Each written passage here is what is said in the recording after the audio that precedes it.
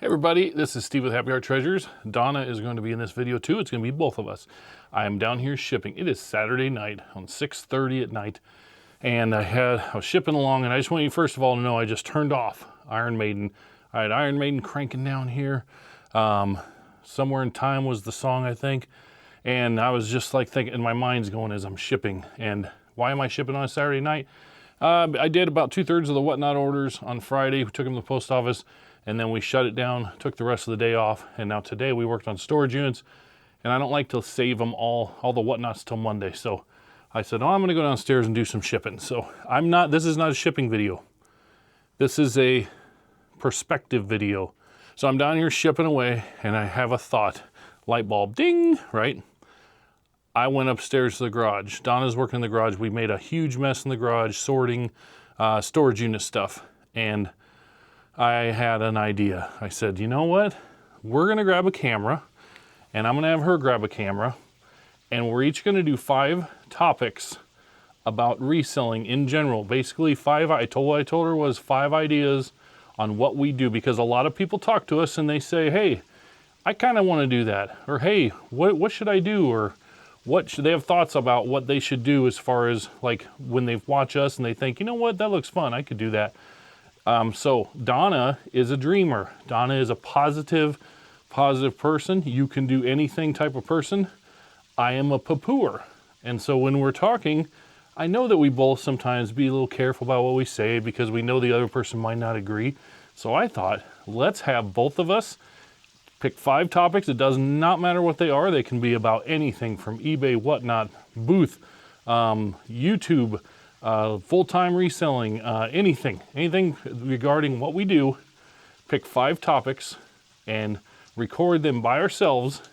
Then I'm going to put them all together in a video, and we're going to go back and forth in this video, and we're going to share our thoughts without the other one's influence. So if you like a lot of people, if you love Donna, you're going to love her thoughts, because they're going to be no doubt inspirational and positive and all the things that Donna is. And if you understand me and know how I am as a person, you're going to understand that I am a poo-pooer and I am a logistics kind of guy. So mine might be of a little negative tone, but no, I don't want to say negative tone. It's not a negative tone. It is a realist from my viewpoint. So let's get into this. We're going to do this. I'm going to show Donna's intro, and then we're going to just jump into these, and we're going to go back and forth, and we're just going to share our thoughts without the other one influencing what we have to say.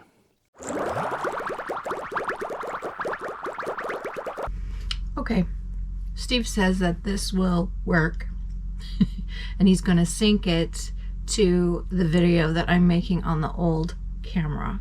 So we'll see how it works. So Steve and I are both talking to the camera at the same time. He is downstairs shipping, and I'm in the garage trying to make sense of all of this. This is the same day as the storage unit that we showed you guys. We went through all the boxes and everything, so it is all piled up all around me.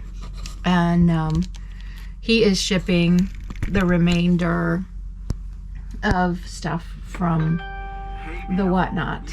So recently we had a friend contact us and say, you know what, I'm thinking about doing what you do.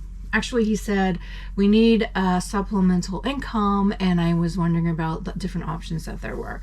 And so he says, what about reselling? Like, do you have pointers? You know, what would you say to that? And so Steve decided that perhaps he would give his 5 points, or his main ideas, if you want to do what we do. And he says, why don't you talk about your 5 points at the same time too, and then we'll just see if they're the same or completely different or what. So I have no idea what I'm going to talk about. Haven't even looked at myself in the mirror since we emptied the storage unit today. So you're getting me as is in the garage. And yeah, So I would say, first off, if you've ever thought about supplemental income or just jumping off that ledge and quitting your job and working for yourself, I guess I will give you a couple of thoughts, maybe, or, because everybody does this differently. There's no right or wrong way to do it.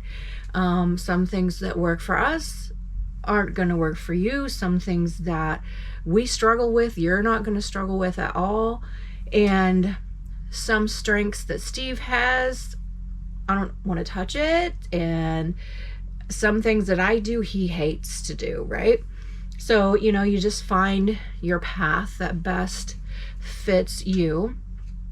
But to explain what we do, we kind of have to tell you the backstory of how we got started doing all of this. And so bear with me. You might hear some things you already know about. But way back in the day, I don't even know what year it was, but a friend of ours told us about the dollar auction. And the dollar auction, Lincoln Dollar Auction is what it's called. It is a Facebook group here in the town we live in. And it basically is a site where people could sell whatever they wanted to sell. Everything started at $1. You ran it for 24 hours. When the 24 hours was up, 23 hours and 59 minutes was up, whoever had the highest bid on it won, and you had to go pick it up. You had to make pickup arrangements with the people, or if they were buying from you, they had to make arrangements with you when to pick it up and all of that stuff. So I bought a few things from friends and people, that I knew, because that was really fun. I could get really cheap Bath and Body Works and shoes and toys and craft stuff and yarn. Oh, buckets of yarn. And so I thought that was pretty cool. This was while I was still employed at my job as an HR person. And so then I thought, well, I have a bunch of stuff that I can sell too. So I started listing a few things, right? And I would list some stuff of my own. My friends found out that I was doing that and they had a few things. So they said, hey, do you want to try and sell our stuff? And so I sold some of their stuff. And we just split it 50-50. They'd bring it over, I'd list it, I'd sell it, and since I was taking the pictures and doing the pickup and all of that stuff, arranging all of that stuff, and bumping it every 2 hours to get it to the top of the list, I got to keep 50% and they got to keep 50%. Well, what that meant was if something sold for $1, I got 50 cents and they got 50 cents. And so that was fun. We did that for quite some time, and then I decided I wanted to do more. And so at that time, our friends were downsizing, our other friends, and so they started bringing stuff to us, and their brothers and sisters started bringing stuff to us. And then people from work said, you want to sell this for me? And then our neighbor was like, what are all these people coming and going at your house? And so we explained it to him, and he's like, well, I have some stuff to sell. Can you sell for me? And then he told his family, and so they were bringing stuff to us. And so it was basically consignment out of my garage, and I was selling for people. And then we realized that we can sell for people and get 50% of it, or we can sell for ourselves and keep all of it. So we started buying stuff and we started doing clean outs. We went to an estate sale. This is the first time before we'd ever gotten into estate clean outs. And to Steve's mortification or whatever, I said, what do you do with all this stuff when you're done? And Steve was looking at me like, what? And ended up, I offered to do the whole house for free. To clean out the whole house for free. This was a house out of town in a small town called Malcolm. It was packed full of books and more books and photography equipment and paper and artifacts, and this house was full. It was very full. It took 7 loads with 3 different vehicles, lots of different people helping. We had brother-in-law, sister-in-law, nephew, neighbor, Ruth and Larry and Steve and I. We just, anybody that would say they'd help us, they helped us, and it was a big chunk. We learned a lot. We had to rent trailers. We had to buy food for everybody that helped. We offered to pay some, and they're like, no, you don't need to pay us. Oh, and then Kobe, yeah, our friends helped. But anyway, we learned a lot during that. And the same person who ran the estate sale, she asked us again if we wanted to do another clean out. We said yes. So we started doing some clean outs, and we charged like $200, I think, for the next one. It's like, you really should charge more. And so then we charged a little more, and she's like, you really could charge more. And you know, we knew what the other person in town charged, and so we tried to stay under that by about half. But it is so much work. There's a reason that people charge so much to do clean outs, because it is hard work. Anyway, so we were doing clean outs, and then I decided I wanted to go full-time and leave my job. This was after COVID and everything, and I wanted to leave my job and do this full-time stay at home. And Steve's like, you do whatever you want, but I can't do that. I've got to keep the insurance, the taxes, the 3 weeks of paid vacation, and all this stuff. So my brother passed away during that time, and I had talked with him about doing this, and he was a big influence in my life.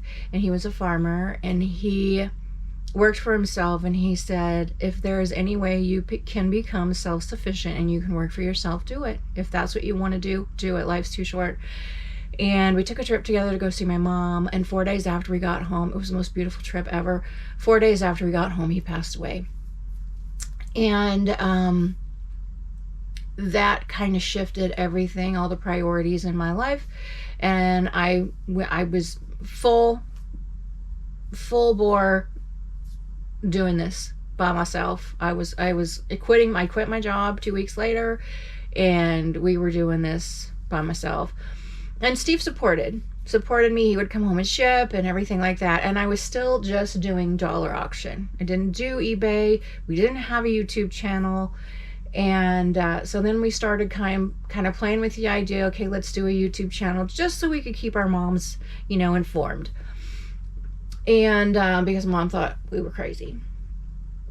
And so we did the YouTube channel, and we got a few watchers, whatever. It was fun.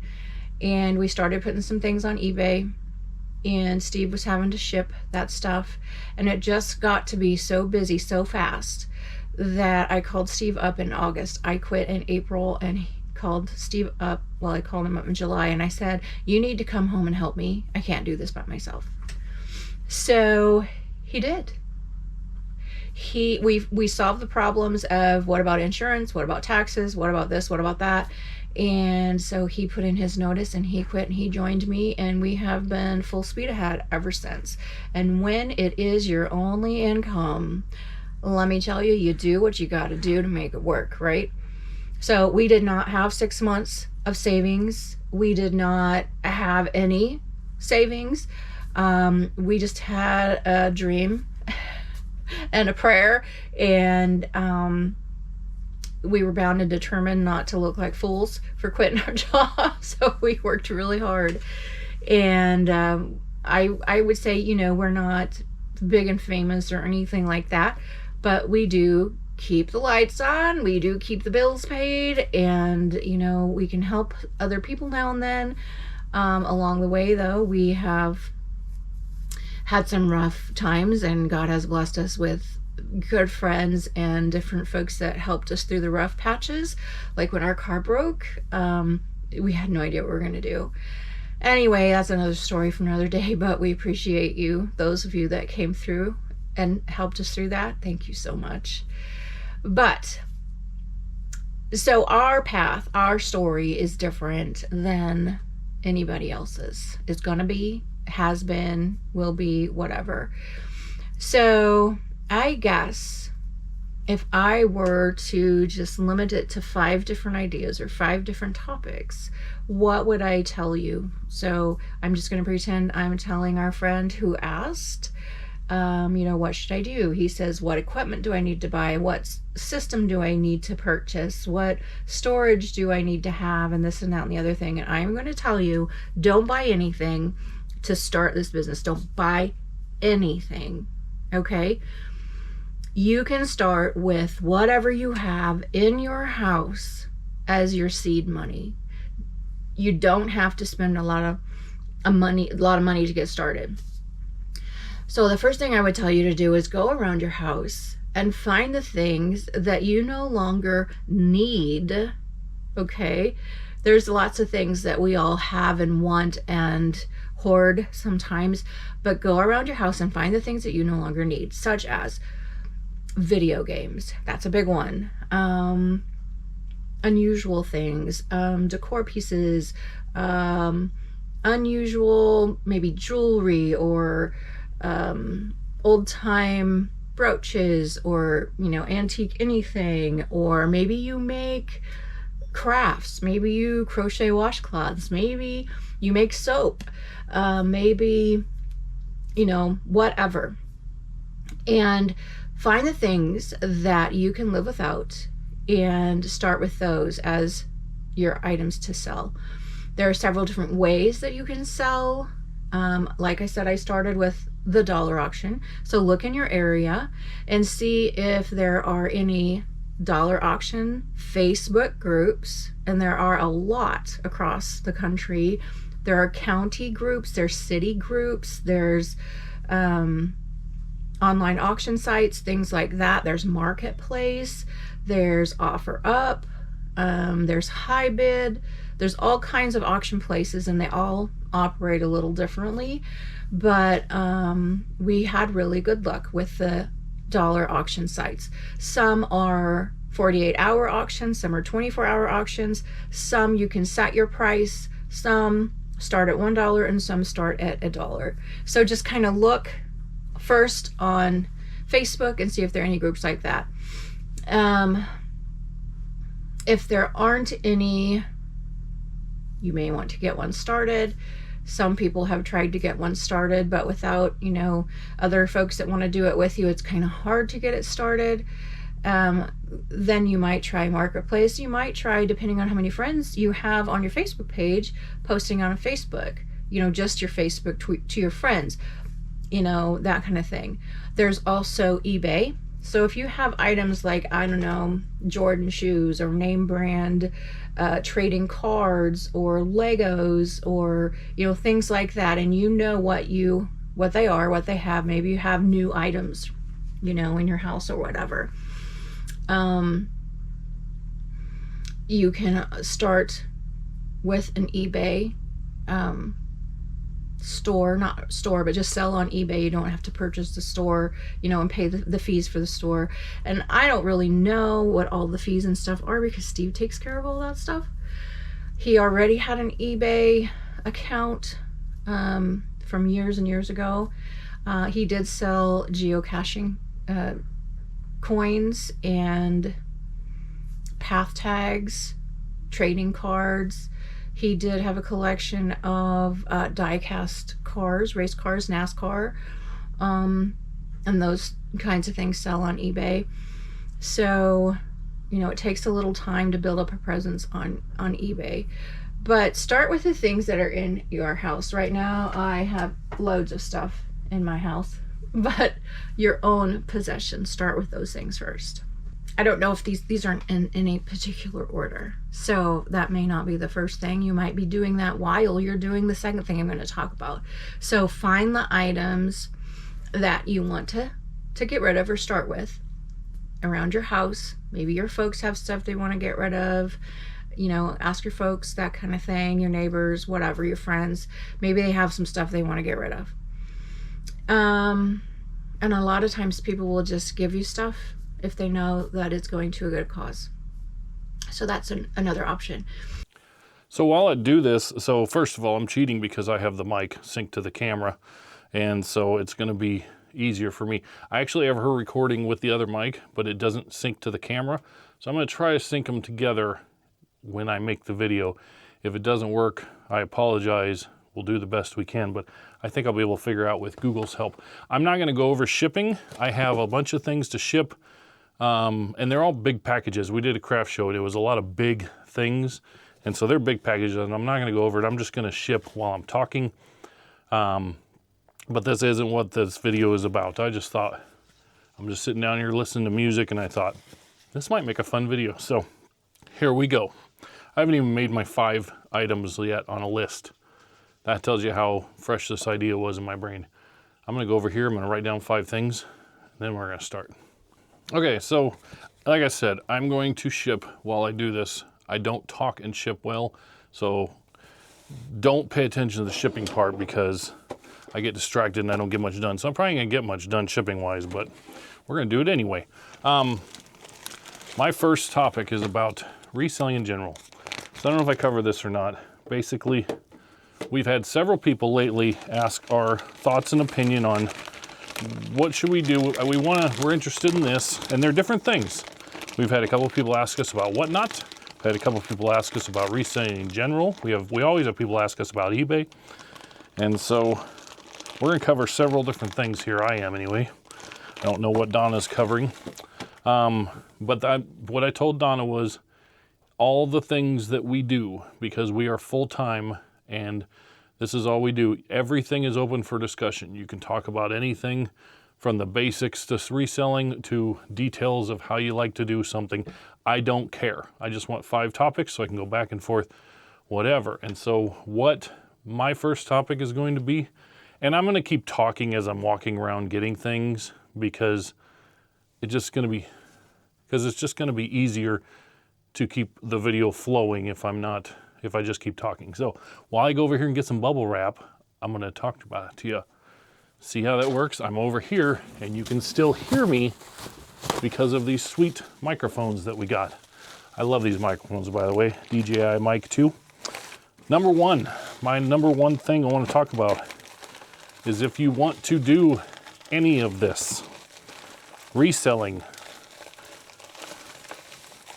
YouTubing, any of it, anything that we do, I would say my number one advice is just do it. Be like a Nike commercial and you just do it. And that goes for anything. 3D printing. I bought a 3D printer. No idea what I'm doing, but I'm learning and I'm just doing it. You know, there's the cartoon out there that people, you've seen many, many times over, and it's of a guy, he's in a mine and he's chipping away, and it shows 2 guys and it shows one guy and he's chipping away and he turns around and he's really down and he's got his thing, and it shows the wall and it goes like this and it's really, really thin and there's gold on this side of it. Like, he was so close, he just gave up and he was so close. So just do it, right? Well, it's gonna be a problem because I need to get paper. Let's move you over here. I don't really use those boxes for whatnot. Paper break. So anyway, just do it. If you want to do anything, but you don't know where to start, just do it. Do something. Do something having to do with it. I don't care what. Just decide in your mind, you know what, I'm going to try this, okay? Don't let people tell you not to. Don't let people tell you it's a stupid idea. Don't let people, and I'm looking at you, I'm staring into your soul right now. Don't let anybody tell you you can't do it. I don't care if we're talking about a parent, a spouse, kids. I'm telling you right now, when Donna started doing this, not everybody was supportive. There were some people that thought we were idiots. Not the reselling part. When we started reselling and we had full-time jobs, it was just like, oh, that's cute. But when we went full time, there were some people that thought we were complete idiots. And some of it may be family members, some of it may be friends, some of it may be strangers. But just do it. Just try it, because you can try anything, okay?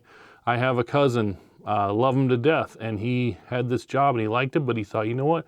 I want to try something different. And he went and he got a CDL and he tried over-the-road trucking.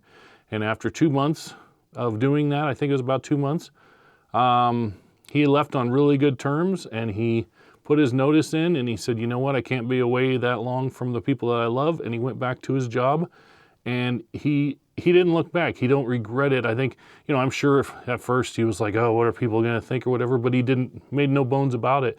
It was like a week before Christmas, and he said, I can't do this. But he tried it. He went out and he tried it. Now he got a job. He got a job back where he was working before. And, you know, he's happy, and he's seen a different perspective now. But he went out and he tried it. A lot of people try reselling. A lot of people try YouTube. A lot of people try eBay. A lot of people try whatnot. Doesn't work for everybody. None of it does. There's a lot of things that we've tried that don't work for us. But we tried it, and try it. You know, and that's coming from me, the poo-pooer. The poo-pooer's telling you to try it. But when you try it, that's where you got to try it in a smart way. I'm going to go over, my things I'm going to go over are eBay, whatnot, YouTube, and then I'm trying to see and then overall thoughts on trying it. So I'm going to do those 3 main things here. Secondly, we watched a lot of YouTube videos about reselling. We were kind of lucky because as we started watching YouTube, some of the ones that are really big today were just getting started. And so they had a lot of how-to videos that we learned a lot from. So we watched Harry Tornado, we watched Homeschooling Picker, we watched Part-Time Picker, we watched Bearded Thrift Machine, Cat, the Nurse Flipper, Commonwealth, Flipper and Picker. We watched Rally Roots in the beginning. But a lot of different reselling channels, and there are tons of them out there. Tons of really big ones. Shed Flips is another one. But we watched their videos and learned from them. You can see what they pick up, what's selling now, what to watch for. They talk about BOLOs, be on the lookout for items. And so the videos kind of change as the market changes. I know that there's not a lot of how-to videos right now. Like, I haven't seen a lot of recent how-to videos, but they still have the ones that we watched back in the day, you know, up. So just do some watching YouTube channels to see how other people do it, ask questions, comment to people, you know, in their videos and stuff. And a lot of us, we're happy to answer questions because there's enough stuff out there for everybody. Some people don't want you to ask questions. Some people say you got to learn on your own, this kind of thing. But there's enough stuff out there for everybody, and there's enough people who want your stuff out there for everybody. So learn from the internet, learn from YouTube, learn from messaging people that you trust and admire or whatever. I've messaged Terry Tornado, I've messaged Bearded Thrift, we've messaged Commonwealth before. And then there are a lot of people around you that probably already do some form of reselling. We had a neighbor, Alicia, and didn't even know that she was a reseller. And some other people that bought from us on the dollar auction are resellers as well. So there's quite a few of us out there. Learn from each other. I can't wait to talk about Whatnot because I'm going to have some advice for you on Whatnot. Actually, let's move to Whatnot right now.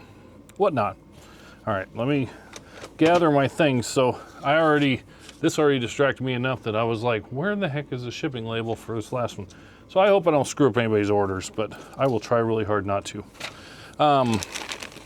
Whatnot. Okay, let's say you're a reseller already, or you just want to get started. And I understand as we do this, we may have some of the same opinions and same thoughts, so I'm going to try to cut this down to make it a manageable video, but we might have we should probably have a lot of the same ideas and thoughts because we do this every day. We know how each other thinks and we know what works and what don't work for us. Not for everybody, but for us. We got some big things. Whatnot. Here's a piece of advice. I'm going to jump ahead a little bit.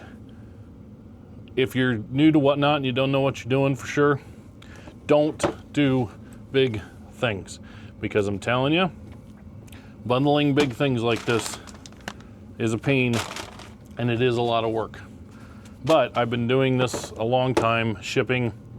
I'm comfortable doing it, but it is a lot of work. So do small things, collectibles, pins, plushies, even if they're bigger plushies or something, you know, do small things that are easier to bundle, easy to ship, and you don't have to worry about them breaking and stuff because big things are hard. I will not tell you not to do big things. We had a tremendous show. It went very, very well. We were very happy with the results, but it's a lot of work. Shipping is hard on it, but whatever. No regrets. No regrets. I'll try to roll these. This don't work very well, but I don't know if you can see this in the camera or not. I don't think you can, but okay. So Whatnot. So let's say you are. Let's say you are a reseller. I don't know that if you're not a reseller at all and you want to start and get on Whatnot, you can listen to the same things, but I'm going to assume that you have some reselling experience because I wouldn't jump onto Whatnot without reselling experience at all. I mean, you absolutely can, but that would be imperative that you start small with easy things to ship. So Whatnot is, if you haven't been on Whatnot, you've been living under a rock. I'm pretty sure most of you have. It's live selling. It's basically, we turn on a camera and we stand in front of it and people tune in live and we hold up this saran wrap thing and we say, look at this cool saran wrap thing. If you want it, we're going to start an auction, and there's different ways to do it. There's buy it nows and there's sudden death where it just ends, whatever. We don't do any of that. We say, hey, here's this, and it's a soft close, so we run it for 20 seconds and you can bid on this. And if you bid on this and then somebody bids in the last 5 seconds, then it resets the timer for 5 more seconds, back to 5 seconds. So then whoever wins it, then we ship it to them, okay? But we stand in front of the camera while we're live. It's live. We're not, you know, we say something stupid, it's out there. People hear it because I do that all the time. Sometimes Don is horrified. So let's say you're a reseller and you want to dip your toe into live selling. Doesn't have to be Whatnot. There's other platforms. There is District. We started on District and we did that for 4 or 5 months. And then we moved to Whatnot. And for us personally, Whatnot has been a much better fit, okay? Because the wheel's already there. It works really well. People have complaints about Whatnot, but people have complaints about District. For us, the Whatnot app and the audience and everything else just works better. We find it easier, so I'm not telling anybody where to go. That's what we do. I need a big box for this sucker. This is getting shipped out in one of our old banker boxes. I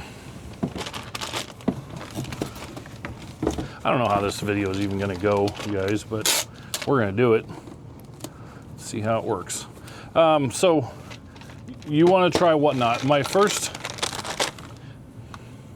People say study a lot of people would probably say get on there, study the platform, watch a lot of sellers, take notes, something like that, study the platform. I'm going to tell you, I don't do a lot of that. I just jump in. When we jumped on Whatnot, now we had sold on District, when we jumped on Whatnot, I probably watched 2 shows and I was like, let's go. But I had the experience on District. In District, I probably watched, 2 shows. I didn't, I'm like, whatever, let's figure it out. You know, I had friends that helped us and gave us, explained how it worked and everything, but I don't know. Here's what I'm going to tell you. If you want to get on Whatnot, first thing you need to do is know if you're comfortable being in front of a camera. It's not for everybody, I'm not telling you not to do it. I'm telling you it's not for everybody.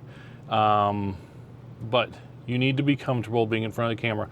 There are people who sell and you never see their face, and that is one way to do it. There's a lot of different ways to do Whatnot. A lot of people do it successfully in different ways, but you still have to be live. You have to be live where you're not panicking. You have to be able to at least talk and not be in panic mode and nervous and everything. And you're going to be nervous first time you do it. The first 5-10 times you do it, you're going to be nervous. But if you want to try it first, if you download the Whatnot app, there is, and you go into selling, there is a rehearsal mode. And rehearsal mode is a fantastic thing. You go on there. We still, every time we do a show, before we start, we go into rehearsal mode so we can see the camera, we can see how it looks, we can get in front of it, we know, okay, everything is working fine before we go live. Go on rehearsal mode, try it out. If you don't have social media, if you don't have a following, you can do it and you can be successful, okay? But it is hard. We are blessed enough to have a following, but we've also been doing this for a long, long time that we've built up this following, right? But I'm going to use my friend Brady for an example. Brady started Whatnot. He lives in South Dakota. He used to live here in Lincoln. He started Whatnot, and he was doing shows, and he flips mostly cards, sports cards and memorabilia and stuff. He struggled through it, and he was actually at a point where he quit, and he was doing it for several months, and it doesn't necessarily have to take you a step.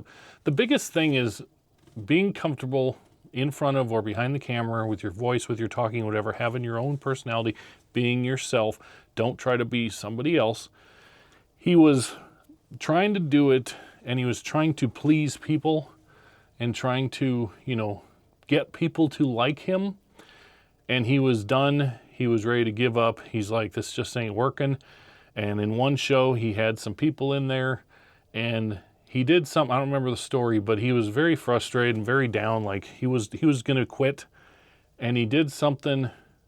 He grabbed something that didn't sell, and he kicked it or something, kicked it across the room, and he was like, kick the baby, like in South Park. And the people loved that, and they laughed, and then they actually, he said, screw it, and he cusses in his shows. We don't, but he does. You can find anything on Whatnot, and anybody, any personality types. I'm not saying one's right or wrong, but he does. And he said, screw it. And he started cussing, just talking like he does, like in real life or whatever. And he cusses, and he built an audience. And all of a sudden, next time he went live, he had some more people, and then some more people, and some more people. And now he's full-time. He quit his job. He's full-time Whatnot. He runs rooms, and he'll have, I don't watch a lot of Whatnot. I don't watch a lot of YouTube resellers. I don't watch a lot of Whatnot, but I go to his shows sometimes when he's on and I'm doing nothing, and he'll have, 30 to 100 people in there. They do raid trains and all this other stuff that we don't do. But he almost quit. He was the guy in the mine where he was just about to break through and he was going to quit. And then finally it happened. And so what I'm saying is, do it, but okay. How real do I want to be with you guys? Do it, but there's a fine line when you're just starting out. If you go on and you only sell, I don't want to use the term junk because that is negative. If you only sell things that nobody wants, then they're not going to buy them. They're not going to stick around. If you come out and you have a bunch of high-end things, if you bring a bunch of Coach purses and it's your third show, you're going to sell them. If you have 5 people in the show, you're going to sell them for less than what you want for them, okay? But you have to find that fine line. You have to be willing to let things go for less than what you want to in order to build an audience, because if you have good things, they'll come back. They'll know, and they'll come back and they'll check your show. If you are just selling dollar store items and it's stuff that, remember, when people buy from you, they have to pay the shipping too. If you're trying to sell a DVD of Titanic, you can get those for $0.25 at any thrift store or pawn shop or something. And so people don't want to spend, $1 or $2 plus $5 or $6 for a DVD of Titanic because there's billions of them and nobody, it's not desirable. But you have to find that fine line because you don't want to sell the farm for pennies on the dollar, but you also want to have good enough stuff that people stick around. Another thing I think about Whatnot is this is me personally, and most Whatnot sellers, from what I've seen, most Whatnot sellers do not pre-list, and it works for them. If you have a big personality where you're entertaining and you can hold a room, then it's not as important to pre-list. But if you're new and you're nervous and you're not sure of your personality yet on camera, then we have personalities. We've been doing this a long time now. I don't want to say that we're entertaining, but I mean, you guys keep coming back and you keep watching, so we must be fairly entertaining. I try to be funny, and that's me in real life. When the camera's off, I'm making the same dumb jokes. Donna eye rolls all the time, all day long, but she apparently enjoys it enough to keep me around. But you have to be able to keep people around, and if you're not sure, if you're nervous, it shows. Then my big advice for me is to pre-list your items. It is a pain in the butt. It takes a lot of time, but people can come in your show, jump in your show, and if you have a Coach Purse or something, and I'm just gonna use it for example, Coach Purse down in the listings, they might stick around and check out your other stuff because they want to watch that. Or at least maybe they'll pre-bid on it, or they'll bookmark it so I get a notification when you pin it when it's gonna go live. You have to be comfortable. You're going to be nervous, but if you just keep going, it's not for everybody though. If you have the personality of a thumbtack, it's going to be hard to do unless you have real bangers. And if you have a personality of a thumbtack and you're super nervous and shy and don't talk, there's nothing worse than a Whatnot show, in my opinion, than when we turn on a show. And I'm fine with being nervous, especially new people. Totally understand it. But when the camera's pointing at a table or at a background or something, and I'm in that room for more than 10, 15 seconds, and I don't see anybody, I'm flipping out. Not flipping out, but I'm flipping to a different show. And I don't go on Whatnot a lot. And especially if they ain't talking too. If there's just dead silence and dead air, don't do that because you'll lose viewers. People on Whatnot want to be entertained. It's not that they want to just find good deals. They want to be entertained and find good deals. So you got to talk to them. I mean, there's a mix of the two. It's a fine balance. Whatever. I'm getting no shipping done, but that's okay because this video, I think, was a good idea, although it might be long. So my thoughts on Whatnot if you're brand new. Number one, it's not for everybody, but you try it. Just try it. Maybe you find out you're really comfortable. I would have never thought I'd be comfortable in front of a camera live with people watching. Now I don't care. I could go live right now and Whatnot and I wouldn't be nervous. I don't know what the heck I'd sell. There's nothing down here, but I'm totally fine with it. But we also have a following built up. But if you be like Brady and you don't give up, and you keep going, even though he's about to give up, you never know what could happen. But you got to be yourself and be comfortable with it. And there's tons of different details and stuff, and we could talk about. But that's the main thing: is make sure you're comfortable in front of the camera. Use the rehearsal mode. See how it feels, and then don't get discouraged. You will get discouraged sometimes. When we first started, we were on the dollar auction.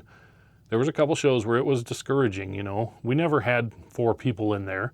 We've always been blessed to have our smallest show was probably 15, 20 people. But, when we'd come out in the beginning and we were scared to sell things on there because, well, I know it's worth this much, And so we had a couple shows in the beginning where we were just listing junk. And people want to be entertained, but they also want to get good deals and they want to get cool things, There's a fine balance to all this, but I would say try it, but if you're comfortable and you're comfortable enough to be yourself, then keep pushing and keep trying it and you'll probably be fine. But if you're super uncomfortable and you're super nervous and there's a lot of this, then I would say it's not going to work real well. I gotta stop because I know this video is gonna be super long. I could talk about whatnot for days. I could talk about all of these things for days. So I'm gonna stop and move on to the next thing. Okay, the next thing that I would say you need to think about when deciding if this is what you want to do, whether it's big or small, whether your business is just going to be a few things here and there, or you want to build it to be thousands of things, thousands of listings, and you want to be on Whatnot and YouTube and eBay and all the things. One of the most important things is develop a system from the beginning so that you can find it when it sells. So you list the thing. So pretend this is a thing. And you list this thing and you just put it aside. And 2 years later, 2 months later, 2 days later, whatever, it sells. And you can't find that thing because you've misplaced it or put things on top of it and it's no longer in your view. So what are you going to do? Somebody has bought it and paid for it and now you're supposed to ship it to them and you can't find it. So from the first day, develop some kind of inventory system. You don't have to buy a bunch of stuff. Look at, there's boxes everywhere in your life, right? There's boxes, there's totes, whatever. Pick a container and begin marking it in some way. Oops, sorry. We tried using letters, but you only have the alphabet, and then you have to start all over with A, B, B, you know, or B1, B2, B3. Numbers are infinite, right? So they go on forever. Start with 1. Mark a box 1, mark a tote number 1, and put all the things that you have listed in number 1. And then if you fill the whole tote up, you've got a pen and a plushie and a blanket and a Lego and whatever, and that bin is full, mark the next bin number 2. And always put on your listing where your item is. So especially in eBay, with eBay, there is a SKU, what is it called? It's a special SKU field. Okay, when you are listing on eBay, now there are all kinds of YouTube videos about how to list on eBay. You can Google how do I list on eBay and it will tell you. But just know that when you list your item on eBay, there is a section called item specifics, and in the item specifics where you put the brand and all the different information about your item, there is what's called a custom SKU field. It's right now, it lives at the bottom of your item specifics list, and under custom SKU put box 1. If that's where you put your item, after you list it, put it in box 1 so that when it sells, you know you can go to box 1 and find the item. Always put where it lives so that you can find it. And you know, we have right now, I think we have 800 things in our store. We did have about 1,300, but we've changed our structure. But that's a lot of items. You don't want to have to look through every box, every drawer, under every cubby, whatever. You want to know exactly where to go when that thing sells. So start with some kind of organization, probably just a tote or 2 in the beginning will work. If you decide to do live selling, like Whatnot, we steered clear of that for a very long time. We didn't want to be in front of the camera. We didn't want to be forcing people to buy stuff from us. That just wasn't our thing, right? But a friend asked us, what do you think about it? And we're like, nope, we're not going to do it. And then we're like, why? He's like, well, maybe we should start something. So we tried getting a site started called the Dollar Auction. And as we were selling and learning to do live auction selling, we realized that we were trying to create a brand new wheel that had already been developed. And so we made the decision to switch to Whatnot because it was already working. It already had the kinks worked out. It was a place where everybody knew about it. People were already members. They were familiar with how it worked. It worked with Android and Apple. It just was already working.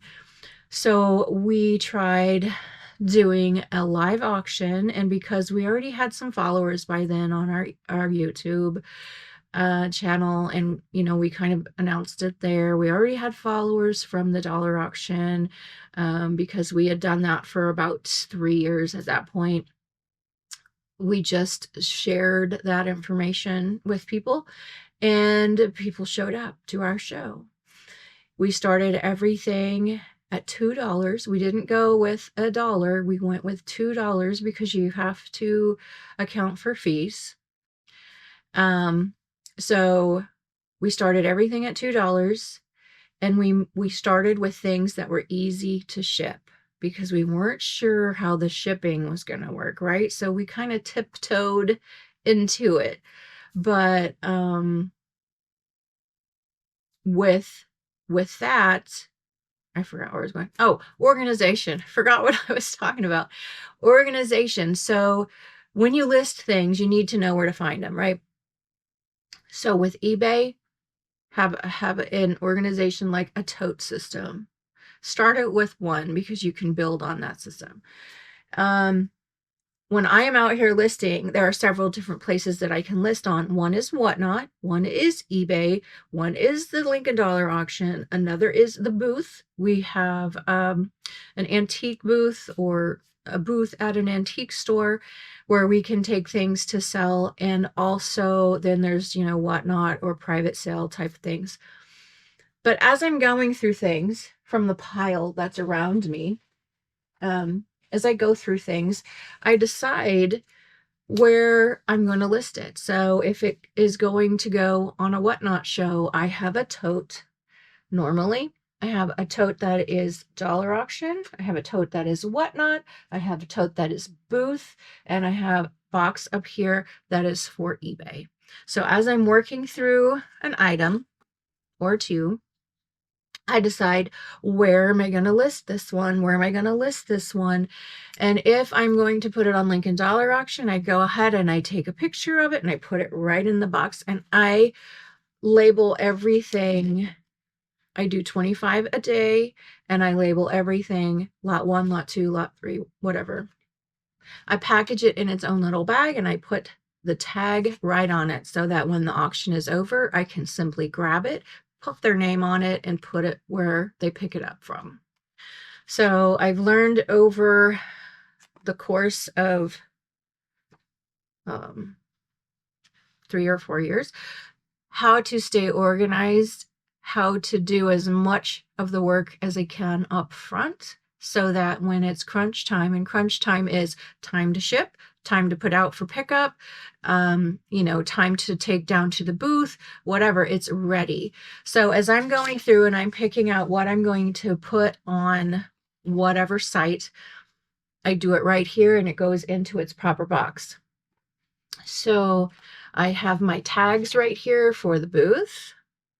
I will mark for the booth and put it in the booth box so that when it's time to go to the booth, we just grab the booth box and take already marked items down and put them out. And after I get 25 things ready for the dollar auction, I go in and I list it so it can be selling while I'm working on other things. As I list something on eBay, I will put it in the box. The box is already numbered. So I have box number 20 sitting here empty, ready to put things into. As I list it, I put in the SKU box 20 so I know where it is. So I've handled it. I've decided where it's going to go, and it goes there until it sells. So have some kind of an organization system so that you can get your hands on it when it does sell. All right, number 2, let's talk about the granddad, actually number 3, my number 1 was just do it. Number 3, let's talk about the granddaddy of them all, the big daddy, the Mac daddy, the big chihuahua, the big, I don't know, all the words and terms I could come up with. The big brother in all of the reselling everywhere, eBay. And eBay has live selling too. I've never tuned into a single show. This seems like they're all card shows, and we don't do a lot of card flipping. All those cards that we got in the storage unit, they're already sold. All of them are gone. By the way, and the stamps, the big stamp collection, that actually went to a private, an estate sale company here in Lincoln, and they're gonna sell them for us, and we're gonna let them do it, and we're just gonna get what we get, and we're not gonna throw a fit because we do not have time to learn stamps. So they're actually gone too, and we don't know how it's gonna turn out. Might turn out awesome, might not, but we don't care. We don't have to deal with it. eBay. Let's talk about eBay. Let's talk about eBay, baby. Let's talk about you and me. I've been on eBay since 2001. So I've been 25 years on eBay. And you know what I started out doing? Started out because I had 2001. Donna and I got married in 2001. And it was before we got married. She had a computer. I did not. And then I learned about eBay, and I had a whole bunch of sports cards, speaking of sports cards. And I got on eBay, and at first I would buy sports cards. And then after a short time, I realized I could sell my sports cards.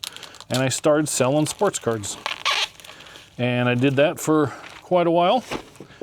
And then I ended up selling other things. And then eventually I sold my NASCAR collection, and eventually I sold my whatever collection. I'm not a collector. I talked about in a recent video. Whenever I have a collection, I end up selling it because I move on from it. I don't care anymore. I'm not a collector of things. Anyway, been reselling on eBay forever. We went full time in 2021, but we were reselling on eBay. That's when we went full time. So that's when we got really serious about it. But here's my advice on eBay.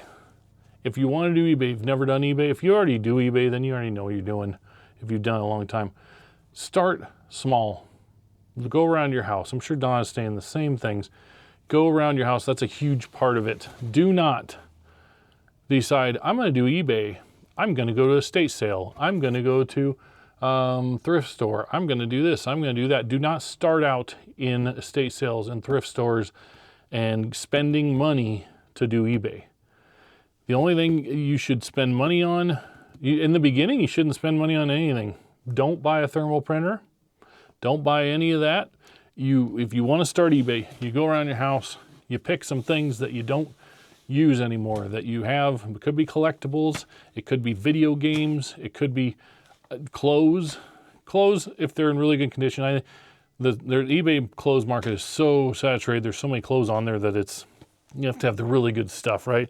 But if you got a closet full of Miss Me and Ariat jeans, go ahead and throw them on there. Take some pictures. Take Google. Use Google. Google is your friend in every single venture you want to do. Use the crap out of Google. Google how to do anything. Watch YouTube videos. How to start eBay selling. There's tons of them. There's so many of them. You'll get overwhelmed and it'll seem like it's, I don't know. Yeah. Watch YouTube, how to start eBay reselling. But my main thing I wanted to talk about was don't go buying things. Don't spend money. They say you have to spend money to make money. At some point, that is absolutely correct. But do not, when you're not sure, and a lot of people say, oh, I really want to do it. I know I want to do it. I know I'm going full time. You don't know. You don't know nothing. If you don't know what you don't know, and if you don't know, then you don't know.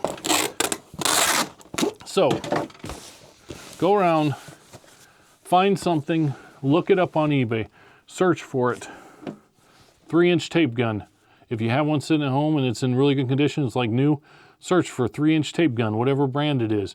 It'll show you all the different ones listed. If you have a model number, search the model number. It'll narrow it down to that model.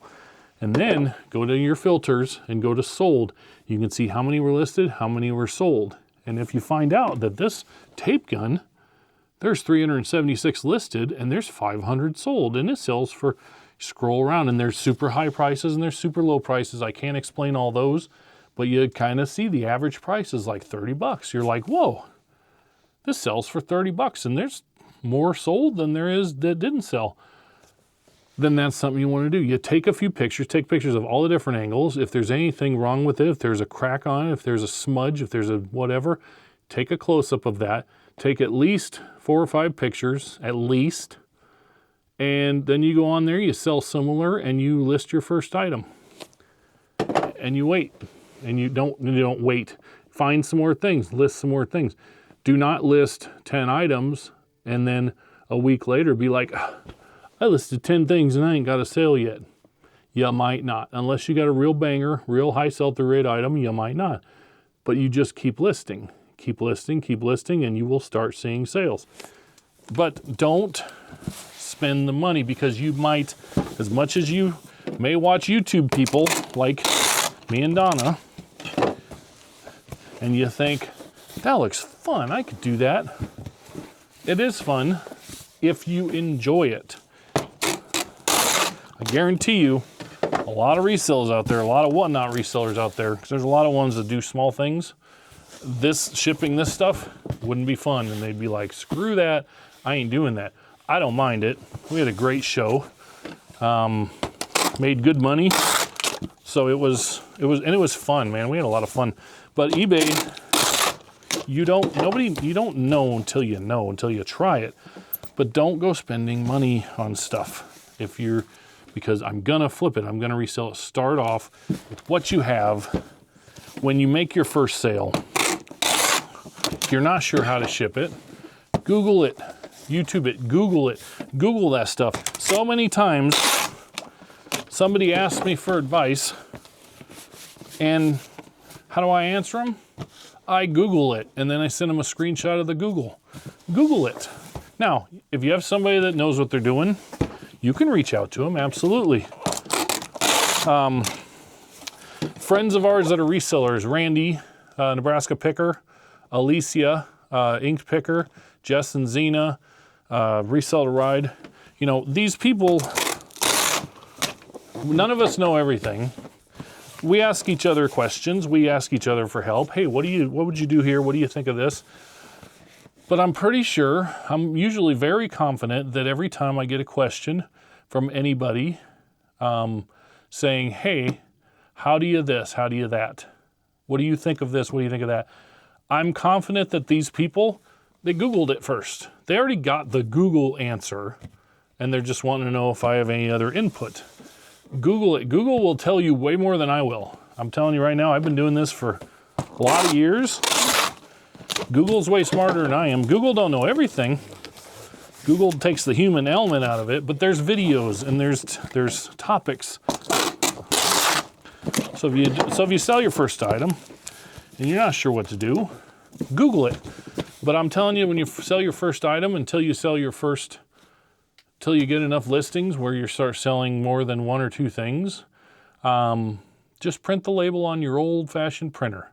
Don't need a thermal printer. You don't need to buy thermal labels. You don't need an extra computer for your shipping area. When you first start out, print them on your regular old printer. Get your scissors out, cut out the square, and then you take packing tape and you tape it on the package. That's how to start, and start to learn whether or not you enjoy doing it. When you start selling more, dude, me and Kobe and Brady, we used to sell so many path tags, we'd have 40 packages going out, and they're small tokens, trinkets, 40 packages, and every one of us, we'd have these little bubble mailers, and every one of us would be printing out the labels, and we cut them and we taped them on. We didn't get no thermal printers until we went full time. And if you're doing this full time and you're shipping a lot, and it really starts to be a time suck doing it that way, that's when you look at a thermal printer and you get a thermal printer. Don't go buy one until you know if you want to do this or not. But start in your house, look around, pick something, whatever. Do your thing. But that's my number one advice for starting on eBay is start around your house. Do not go out and buy things to flip. When you already have experienced the shipping and you've experienced what it's like when you have things listed and then you hear that first cha-ching or the 10th cha-ching or the 100th cha-ching. I want to hear a cha-ching right now. I still enjoy the cha-chings. Then when you know whether it's worth it or not to go ship it, go find a box, whatever, in whether it's worth it, because the selling is the fun part, right? When it sells, you're like, woo, this is awesome. I love this. But when you're shipping it, even sometimes if it's just one thing, if it's a pain in the butt to ship, it can suck the fun out of it real fast. So try some stuff first. See if you like it. See if the shipping to you is worth it. And then go from there. And then you can start building. And when I say building, I'm talking about buying boxes. Don't even go buy boxes. Unless you're selling a bunch of the same size things and you need, little boxes for something, and you have a lot of them. Don't go buying boxes. Just use, somebody. If you don't buy from Amazon, you know somebody that does buy from Amazon, and you know somebody that buys a lot from Amazon. Ask them if you can recycle their boxes for them. And when you first start out, that will be a huge, huge help. Use Amazon's boxes that they're shipping to everybody. But don't go buying tons of boxes. You might have to buy a little bubble wrap or packing paper. But anyway, start small. Just do some things, sell some things, ship some things. And then once you ship something, that's the biggest part of it. Listing isn't the funnest. The funnest part is sourcing. The second funnest part is when you actually sell and you hear the cha-ching. But the listing is the second to least favorite part of it, and the shipping can really absolutely suck. So you got to make sure you want to do it, and just thinking you want to do it is a lot different than actually wanting to do it. This is something I'm passionate about right here. This is going to be a long video. When I was younger, me and Donna, when we lived in Columbus, we got involved in Primerica. They're an insurance company, financial advisors, financial company. That's where my brother-in-law started. And I got involved, and I super was into it. And I'm going to do this, and I love it. And it was fine, but it wasn't my passion. I didn't have the care about the numbers and the stock market and doing all that. And yeah, sure, if I had stuck with it, where would I be now? My brother-in-law, he don't work for Primerica, but that's where he's... Are you interrupting me? All right, Donna said she's done, and I'm only on number 3. I'm gonna get this box out of here so I can start the next thing. Okay, back to it. So yeah, she's done. I talk a lot. You guys know that already. When I was anyway, doesn't matter about Primerica, your thoughts on it, nobody's thoughts on it, none of that matters. What I'm getting at is this. Invest in yourself. You do the work. You put a skin in the game. You do the listing. Don't find somebody to do it for you. Don't sign somebody they'll ship for you. Don't try to get your spouse to do the work for you. Don't try to get your kids to do the work for you. You do it all yourself. And then you can find out if you truly want it or not. I was in Primerica. I was having some success. It was going pretty well with what we were doing. And a buddy of mine wanted to do it. But there is I don't remember how much, probably $200-300 fee to get started for your packet or whatever. And this isn't about Primerica. This is about that experience. And he really wanted to do it. I could do that. I can do that. I can do that. Well, I want him to succeed because he's my friend, right? So what did I do? I said, he's like, oh, but I just don't have the money. I said, well, you know what? I'll give you the money, you pay me back. I gave him the money. I never saw the money again. Because why? Because he didn't have any skin in the game. He didn't have anything to lose. apparently he didn't care about losing my money, and he quit soon after.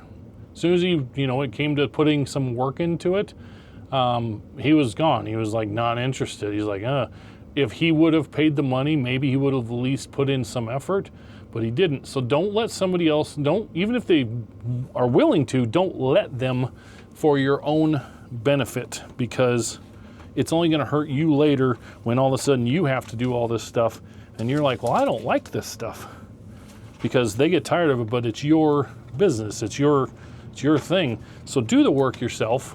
I'm inherently lazy as a person. I enjoy naps. Some people say, you don't take naps. Naps are for, people that don't want to succeed. The only way you succeed is if you get up at 5 a.m. and you work until 8 p.m. and whatever. That's not, sure, we'd be more successful if we did all that, but I wouldn't enjoy my life, so whatever. But do the work yourself. Don't even hire it out. Like when you get to a point like we're doing storage units and you can hire people to do the heavy lifting for you, that's one thing. That's running your business and getting people to help you. But when you're starting out, do all of the work yourself. You will thank yourself later. Don't take the easy way out, having somebody else do it. What did I do to this saran wrap that is not working? Anyway, that's a little side thing there. Don't cop out. Do the frickin' work. If you don't want to do the work, then don't do the thing. I don't even know what my point was. I'm going to move on from eBay because I talk a lot. The next thing I would say is tell everybody what you do. They're like, you do what? You're a reseller? You sell property? No, we are not a realtor. We're a reseller. So we call ourselves rehomers of stuff because we take your stuff that you don't want anymore and we find it a new home. We buy a storage unit that was abandoned. We help clean out an estate that, is no longer needed. We buy stuff at garage sales people don't want anymore, and we find a new home for it. Now, in cleaning out storage units and after an estate sale, sometimes the new home for things is to end its cycle and let it go to the dump. Sometimes it's just trash. Now, this last storage unit that we did, there wasn't a lot of trash in it, like not much at all. There are some things though that maybe you don't want to sell in good faith. You don't want to try to advertise or have people pay shipping on something, but it's still good. Still got a purpose. So I will put that in my free box or donate it, right? Donate it to somewhere that can use it, whether it be a classroom or a shelter or somewhere like that. We try not to take things to Goodwill because we just don't. If you know, you know. But we like to take it to places where people can use the item, like homeless shelters or places where people are going to get it for free. So sometimes we do it that way. And then other times we find something that's unusual. This is a Tupperware banana keeper. I've never seen one of these, and I was a Tupperware consultant for a while. It's just really cool and unusual, and I am going to sell this somewhere, so I have to look up the sold comps. But you can't save everything. I forgot what I was saying. Oh, I was saying you've got to tell everybody what you do. People have stuff they no longer want. They'll give it to you. They'll help you get started. Doing a 50-50 is great because it's free stuff for you. You do the work and they get a little money back instead of donating it somewhere, and you get the experience and the money, 50% of it, but you don't have to buy the stuff. So that's a good way to get free stuff. And word of mouth, if this is something you want to do clean outs, you want to do estate sale clean outs and stuff like that, tell everybody what you do. That's what we did. And then when you do get a chance to do a clean out, Do it better than the next guy. Take the extra amount of time, run the vacuum over the floors, take out all the trash, secure the trash so it doesn't blow all over. Take it to the dump yourself. Make sure it is perfect when you leave, because they will be impressed and they will ask you to come and do it again. Make your service invaluable, right? Make it valuable, but make it so that yours is better than the next guy. By telling everyone what you do, you will maybe be inundated with a lot of stuff that you don't know what to do with, and you can't work it quick enough, and you know, whatever. When people would bring me stuff, I would tell them, if I can't sell it, I'm going to donate it, right? Do not try to keep track of it. Whose is what to give back to them. You are not a storage place. You're not a storage facility, a warehouse, or anything like that. So try to sell it. If it doesn't sell, donate it. Put it in a free box. Get rid of it. Because you can't waste time on something that's not going to sell, right? And when I was keeping track of who sold what, I wrote down every item with whose name beside it, where I got it, and I kept track of what we got, where we got from who, from which storage unit, from what person, and I split it all up and all that stuff. It ended up taking more time than I had once our business grew. So don't be afraid to morph your business, you know, grow. What do they call it?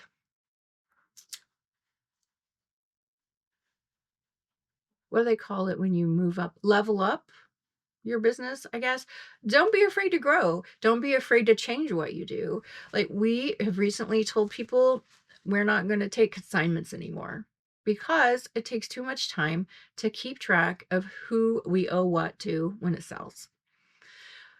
And it takes a lot of time away from selling our own things, because when people would bring me things, I would feel obligated to sell their stuff first. And if I'm selling for other people and I'm only getting half of what it sells for, I'm actually taking away from myself when I have a garage full of stuff to sell that I get to keep the full price for. So we just decided, since our business was big enough, that we weren't going to do consignment anymore. But it was a really good way to start our business and to get inventory that we didn't have to put the money out for in the beginning to get. And it's a good way for people to get rid of their things. Now, if people want to donate things to us to sell, then that's fine. We just put it in the mix of everything else, and we don't keep track of where we got things anymore. It is a cash in, cash out. We don't keep track of every single little item that we have or that we sell anymore, because it is too time consuming. You're selling things for $1, $2, $3, $4, $5. You do not have time to keep track of, I bought that for 25 cents. I bought that for $1. You don't have time. So we do cash in, cash out. That's how we do our taxes. That's how we do everything, is cash in, cash out, a cash system. But in telling everybody what you do, have them save boxes for you, have them save shipping materials, packing materials, peanuts, paper, shipping paper, boxes from Amazon and that kind of thing. Have them save that stuff for you, because that costs a lot of money.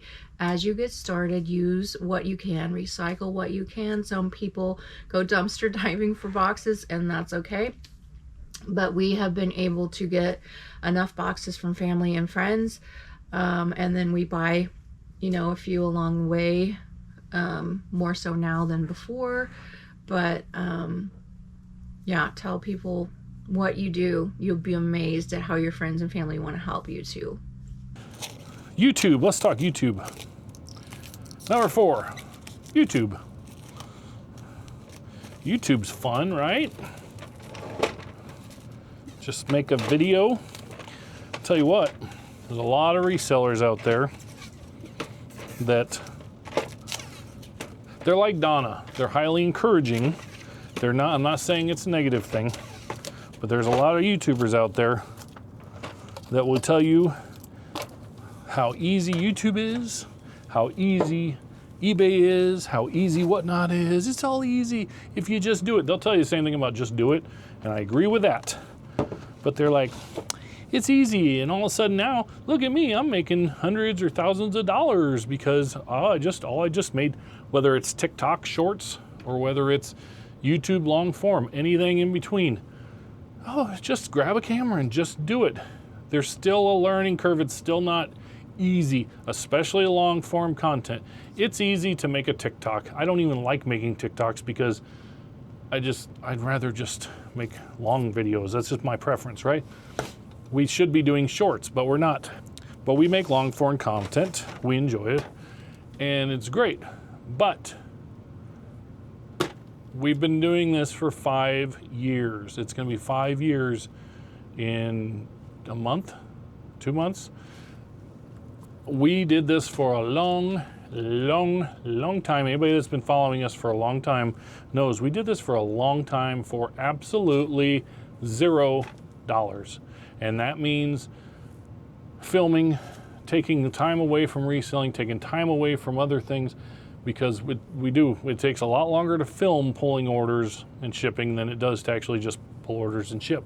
It takes a lot longer to do a storage unit if you're filming it, other than just going through it all quick without a camera on. It takes a lot of time, it takes a lot of effort, and I've went through 2 different computers because they just couldn't keep up. I finally, thanks to Alicia, Ink Picker's husband, I told you, I need a computer that's going to work for a long time, and he got me one, and man, it's so nice. But anyway, you can do YouTube. You grab a camera, film it, put it on there. Absolutely do it, and I am encouraging you, do it, but know that you're not necessarily going to get rich overnight, and you're not going to, oh, look at, this video went viral. We had a video 2 summers ago, so a year and a half ago, that went viral, and it's got, well, I would call it viral. It's by far our biggest video. It's a storage unit video, and it now has, I don't know, 475,000 views, okay? We assumed when that happened, now they're all gonna go, all these people watch this, and our channel is going to, we're gonna have the next 100,000 viewers. And, oh, look at us go. It was just that one video, and a couple other videos would go a little bit too. And then one day when YouTube decided to turn it off, YouTube turned it off, quit pushing it, and it flatlined again. It just died. And it still gets some views. If I look right now in the last 48 hours, it probably has 20, 30 views, but that's not much. We put out storage unit videos now, and usually they get 2,000 to 3,000 views. A couple of them have went to like 15, 20,000 views. Most of them still stay at 2,000 to 3,000 views, which is awesome. We appreciate it, because it wasn't long ago where our videos were getting 700 views. If you go back in our videos, you see there's not a lot of views. You just go back not that long ago, it's not a lot of views. And that means the money's almost non-existent once you are monetized. It took us 3 years to get monetized. And our income from YouTube is not in our budget. If that tells you anything, that tells you how significant our income is. It's not even in our budget. We don't plan on it to pay our bills, because it can come and it can go. We were getting, in our height of our big video blowing up, we had like $600, $700, $800 a month, and it was like, oh, this is gonna be awesome. I can really see this. Well, when it died. We were still making $100, $200 a month for then a few months. And it's, you know, we're doing okay. We're making a few hundred, whatever. I never disclose, I never talk about money, but I'm happy with what we're making, and it all just goes into like our tax account.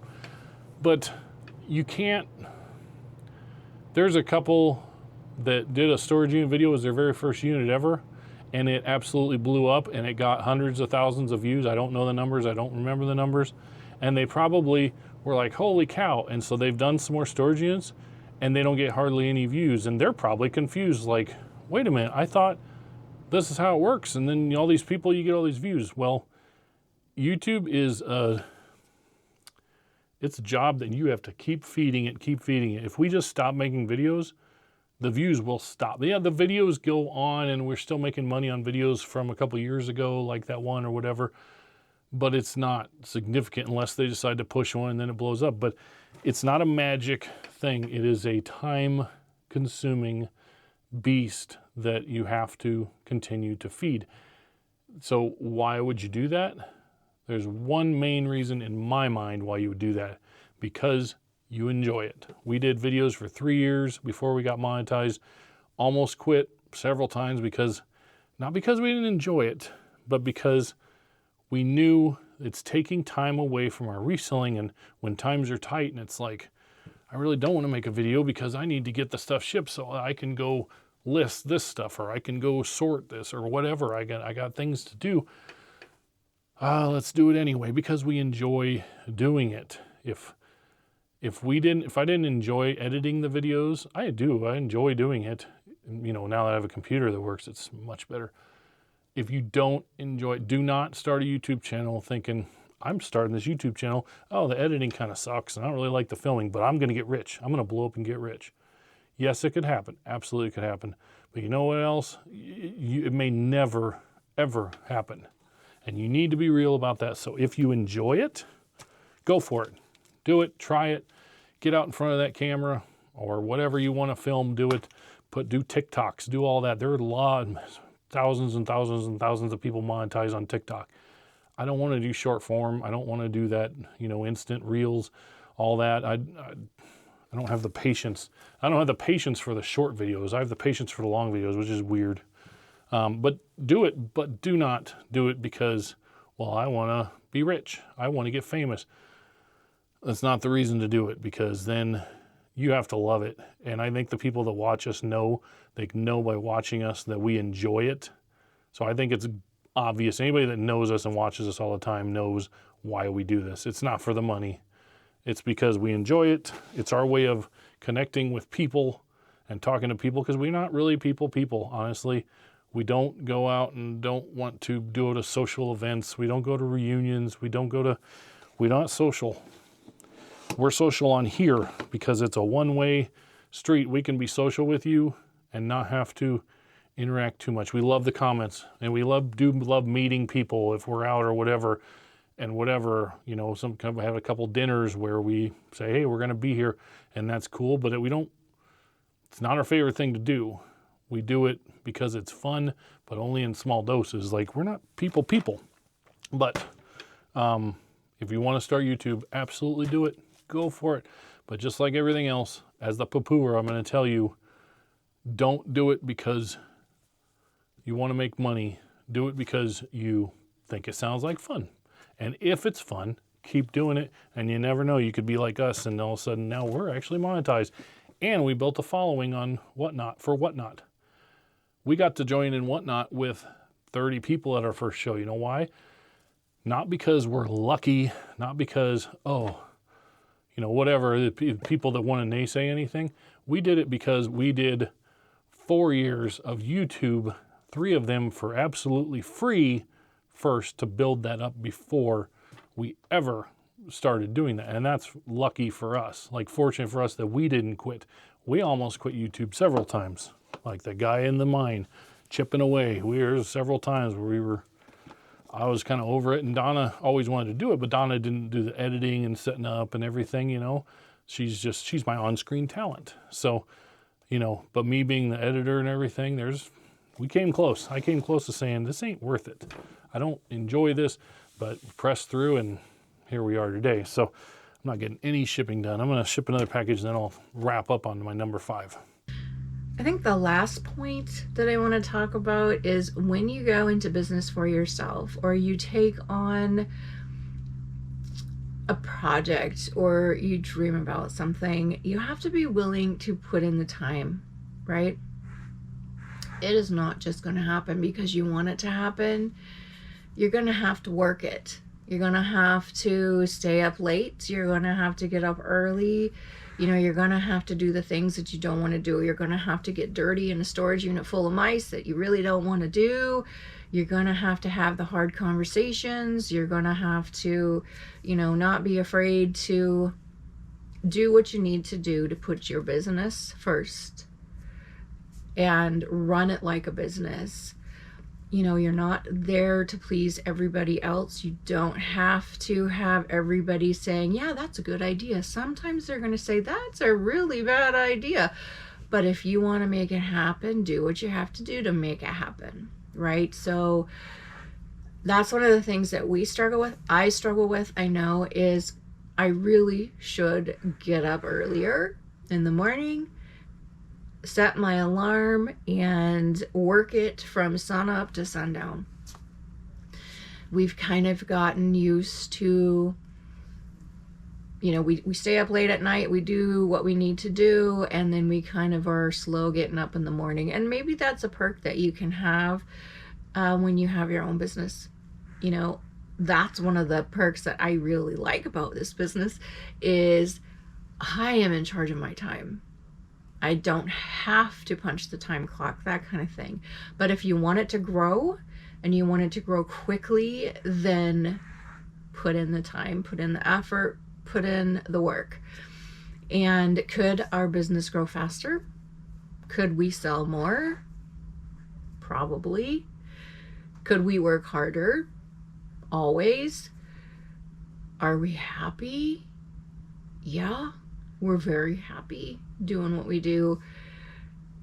Does it give us time to spend with the people we want to spend it with? Most generally, it offers a lot of freedom. So if you've got a dream and you want to be your own boss and you are willing to put in the work and you're not afraid to try, then yeah, give it a shot. Reselling is for you. It may not look like our business did. It may take off from day one and you are going to be a rock star and you're going to be Harry Tornado famous in a year. Or you may be like us and after 4 or 5 years still be going down the road, but not famous. Don't know exactly what you're doing every day. Still have to worry about, you know, paying the bills and all that stuff, but we are having fun. We do have freedom to choose, and we feel mighty blessed to be able to do what we do, to work together day in, day out. I love having that freedom to be with Steve, to follow a dream, to work together, to get tired together, to celebrate the wins together, to be able to take a day or two or a week and go on a vacation to Myrtle Beach with our friends, or go to Kentucky to see our kids, or, you know, take a day off and go shopping with one kid, or set up the classroom with one, or go, you know, watch the dogs for the other. It offers a lot of freedom, but you have to be okay with putting in a lot of work. So, can anybody do it? Yes. Is it for everybody? No, it's not. But if you have any questions, let us know, and we will do our best to answer those questions. And we're always there to cheer you on and root for you. So let us know if that's something you decide you want to do. Thanks for watching. I'm Donna. Bye. My number 5, my last piece of advice. I get ready to package this one, which looks much easier. Got denim squares. Look at this, I made this, I gave this away. It's a little, it looks like a knitted pattern, little trinket box made on 3D printer. 3D printing is the exception to the rule that I'm going to tell you next. What is my number 5 thing that I want to talk about before I leave you? If you're looking at eBay, if you're looking at Whatnot, if you're looking at YouTube, if you're looking at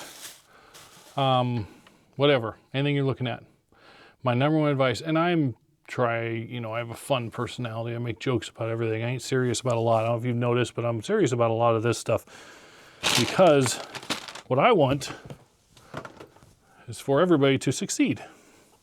Why not? We can all win. Why can't we all win together and have a good time and all that, right? If you come to me and you want to do this stuff, I want you to succeed. I want to hear success stories. Jess and Zena, Resell to Ride, we met them and they started doing storage units more regularly before we did, and they have almost 10,000 subscribers, which is several thousand more than we do. And I'm telling you right now, they're in a jealous bone in my body. I am absolutely excited for them, and I absolutely love it. I feel blessed where we're at, and I feel that they're blessed where they're at, and all our friends, you know, it's awesome. I don't wish any ill will on anybody. I want everybody to succeed. Here's what I'm going to tell you to help you succeed in any of these ventures. It's to me, super, super important. Number 5, unless it is absolutely necessary, do not spend any money on anything until you try it first. Do not say, I want to do YouTube, so I'm going to go out and buy this. I need a new computer to edit videos. And go buy a $700 or $1,500 computer and justify that, well, I'm going to do YouTube. Do not say, I'm going to sell on Whatnot, so now I need a fancy camera to stream and do my Whatnot shows, and I need to go buy a background, and I need to buy this, I need to buy that. If you do Whatnot, most of your things you ship, if it's under 5 pounds, they'll ship priority mail. If it's between 1 and 5 pounds, that's most of your packages.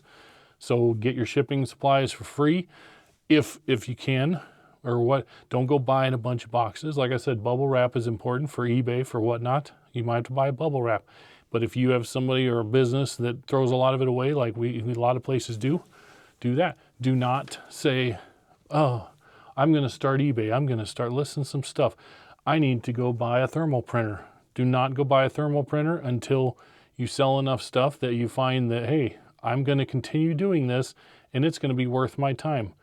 Do not go, you have to buy a scale. Buy a scale, but you don't have, I have a $40 roll scale. I absolutely love it. It's heavy duty. It's a metal top. We didn't start with that. We started with the $18.99 or something on Amazon, the plastic one with the little fold-up flaps. Worked absolutely perfectly for a long time. And the other scale we have out in the garage when we're listing is one we found in a storage unit. You need a scale because your shipping has to be right. You need a scale and a tape measure. You need tape, whatever. But don't go spending a bunch of money. I'm going to do eBay, so now I need to buy storage racks and I need to buy banker's boxes. No, not until you need it. And if you need it, look on Marketplace first. The world is littered with failed projects, failed ideas, whatever. But that doesn't mean they're failures. They tried, and that's fine. But how many times, I know so many people that try things and then they get out of it, and there's nothing wrong with that. That's awesome. Like my cousin driving a truck. But he bought a CB because his truck didn't have CB because they don't do CBs these days. And so then when it didn't work, he had the CB to sell, and that's fine. He sold it, like that's fine. But don't burden yourself with a bunch of expenses and crap to try something. Do not go spending a bunch of money until you want to make a YouTube video and you're like, but I need a computer to edit. You know what? I don't watch him anymore, but we used to watch Commonwealth Picker and Commonwealth Flipper for a long time, years ago. And I have no issue with the guy. We just don't watch a lot of resellers anymore, honestly. He used to edit every single video on his phone, his iPhone. He edited it all, did it all. I don't know if he still does. I have no idea. I wouldn't know, but I know he used to edit everything on his phone. We could film these on our phones. We could edit it on our phones. It can be done. To try it. Don't go buying we just got a Action 5 Pro DJI camera. It was like $400 or $500, and we got the wireless mics. Do not buy this stuff until you know if you like it enough to keep going. That's my biggest thing, because so many things. The only thing I will say, like if you want to try 3D printing as a business model, you have to buy a 3D printer. You have to, okay? There are times when you have to buy something. When we did the live selling, we did, because on district, and don't get me into that, but pretty much you could do it, but it's a real pain. It works way better if you have Apple products. We don't have Apple products, so we bought an iPad, spent $349 on sale, bought an iPad, and that's still what we use to do that. But so we had to do that for the live selling, but we also were comfortable. We've been reselling long enough and been on YouTube that we knew it was okay. So there are times when you have to spend some money to make some money, but do not go spending a bunch of money and end up with a stockpile of boxes and a stockpile of a new computer and a new fancy camera and everything else, and then just have it sitting there collecting dust because I tried it and I didn't like it. Use what you got. See if it works, if you enjoy it. And I don't mean just if you're successful. Oh, I flipped these 5 things last week and I made $300. It was awesome. But did you enjoy it? Did you get through the shipping without grumbling? Did you enjoy it? If you enjoy it, start investing in some things as you need them. Don't go hog wild, spend a ton of money. People still give us grief about, we should buy a trailer, we should buy a trailer, we should buy a trailer. Well, I'm going to buy a trailer. I'm going to spend anywhere from $5,000 to $10,000 for a trailer, okay? And then I'm going to plate it. I'm going to have the maintenance on it. If it gets a flat tire, it's my problem. If we get in a wreck, I have to have insurance on it and all this stuff, and it's going to sit outside here, and I'm going to use it in a year, maybe 20 times. As of right now, the way we do our business right now, 20 times. Or I can have a hitch on my van. As long as we don't do anything too crazy, too big, I can go get a trailer from U-Haul. I can pay $30 for a small trailer, $40 for a large trailer, and those same 20 times. And yeah, I may spend $1,500 to $2,000 over the course of the year on that instead of buying a trailer, but I don't have to park it. I don't have to title it. I don't have to insure it. I don't have to nothing. If it has a problem, if we have an accident, if it has a flat tire, I call a phone number. They take care of it. I don't have no stress, no worries over it for the entire time. You know what I'm saying? And I think my $1,500 to $2,000, that was way high. I think we're talking, okay, let's say $40. Let's say 20 times. $40 10 times is $400. 20 times is $800. Or I could go buy a trailer and have all this to deal with. No, for me, for what we do, there are people with trailers, and there are times when I wish I had a trailer. Absolutely. But those times are so few at this point in our business that it makes no sense to me to go buy a $5,000 to $10,000 trailer. And we'd have to have an enclosed one. We can't just go buy an open one. That ain't going to do us any good. We wouldn't be able to use it near as much. So my last piece of advice, again, don't go spending a bunch of money until you know if you need it. It's fun to buy new stuff. I get it. It's exciting and fun. Opening my new computer is fun, but I love it. Editing videos now is so much more fun and so much more relaxing. It's not frustrating because the computer is not locking up. All the things. It's fun to buy new stuff, but don't saddle yourself with a bunch of debt or spend a bunch of money if you don't know if you're going to use it and enjoy it yet. That's my last piece of advice. I'm going to wrap this video up. It's going to be really interesting. I know that I talked way longer than Donna, but she has a different perspective than me. I hope that our views vary a little bit, but I'll bet you a lot of it is the same. I don't know what she talked about. She don't know what I talked about, but this should be a fun video. I hope you enjoyed it. And I don't know when this is going to come out or nothing. I'd love to put it out tomorrow, but that's not going to happen. So I'm leaving you with that. Follow your dreams. If you have dreams, do it. Try it. Don't put a big effort into it. Don't let somebody else do it for you. Put in the work. It's Saturday night.